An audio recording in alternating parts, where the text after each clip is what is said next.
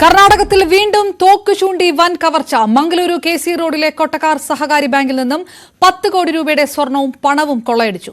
മുഖംമൂടി ധരിച്ചെത്തിയ 5 അംഗ സംഘമാണ് കവർച്ച നടത്തിയത്.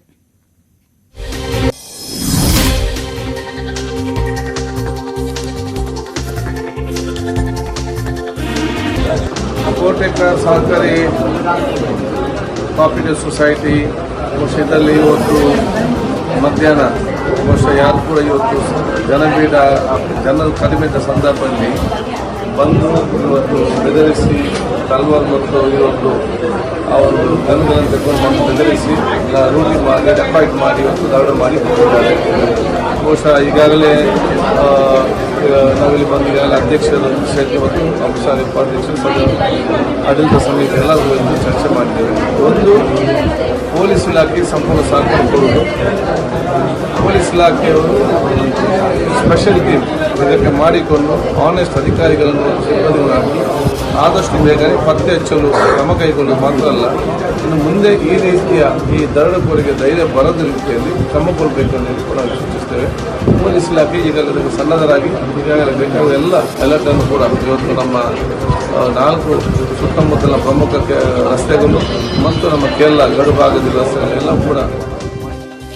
KV ബൈജു ചേർന്നു. ബൈജു, വീണ്ടും വലിയൊരു ബാങ്ക് കവർച്ചയിലേക്ക് സാക്ഷിയായിരിക്കുന്നു കർണാടകം. ഇത് വലിയ 10 കോടിയുടെ സ്വർണവും പണവും കവർന്നുകൊണ്ട് ഈ സംഘത്തെക്കുറിച്ച് എന്ത് വിവരമാണ് പോലീസ് നൽകുന്നത്? ഏതെങ്കിലും തരത്തിലുള്ള നിഗമനങ്ങളുണ്ടോ?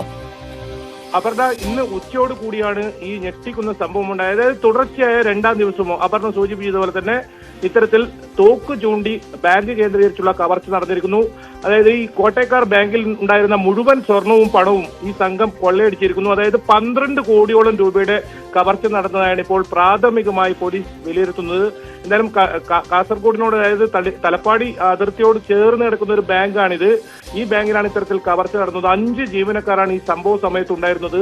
ഈ കവർച്ചക്കാരും 5 പേരുണ്ടായിരുന്നു. ഇവർ മുഖം മൂടി ധരിച്ചെത്തിയതായിരുന്നു. കത്തിയും അതുപോലെ തന്നെ വാളും വടിവാളും ഒക്കെ ഇവർ കയ്യിലുണ്ടായിരുന്നു. തോക്കു ചൂണ്ടിയതിനു ശേഷം ഹിന്ദിയിലായിരുന്നു ഈ സംഘം സംസാരിച്ചതെന്ന് ഈ ജീവനക്കാർ മൊഴി നൽകിയിട്ടുണ്ട്. ഇവരെ ഈ സ്വർണം മുഴുവൻ ഇവിടെ നിന്നും ലോക്കറിൽ നിന്നും എടുപ്പിച്ച് അതിനുശേഷം കടന്നു കളയുകയായിരുന്നു. എന്തായാലും ഈ പ്രതികളെ പിടികൂടുന്നതിനായി പ്രത്യേക സംഘത്തെ രൂപീകരിച്ചതായി കർണാടക സ്പീക്കർ UT ഖാദർ വ്യക്തമാക്കുന്നുണ്ട്. അതുപോലെ തന്നെ 25നും 35നും ഇടയിൽ പ്രായമുള്ളവരാണ് ഈ കവർച്ചക്കായി എത്തിയതെന്നാണ് സിറ്റി പോലീസ് കമ്മീഷണർ വ്യക്തമാക്കിയത്. ഈ സംഘം മംഗളൂരു ഭാഗത്തേക്കാണ് ഈ കവർച്ച നടത്തിയതിനു ശേഷം നീങ്ങിയത്. CCTV ദൃശ്യങ്ങൾ, ഈ സമീപത്ത് CCTV ദൃശ്യങ്ങൾ ശേഖരിച്ചിട്ടുണ്ട്. ഈ ബാങ്കിൽ CCTV സർവീസ് നടത്തുന്ന ഒരു സമയമായിരുന്നു. ആ സമയത്തായിരുന്നു ഈ കവർച്ച നടന്നത്. ആയതുകൊണ്ട് തന്നെ അകത്ത് ഉള്ള ദൃശ്യങ്ങളൊന്നും തന്നെ പോലീസിന് ലഭിച്ചിട്ടില്ല. എന്തായാലും ഞെട്ടിപ്പിക്കുന്ന ഒരു കവർച്ച തന്നെയാണ് നടന്നത്.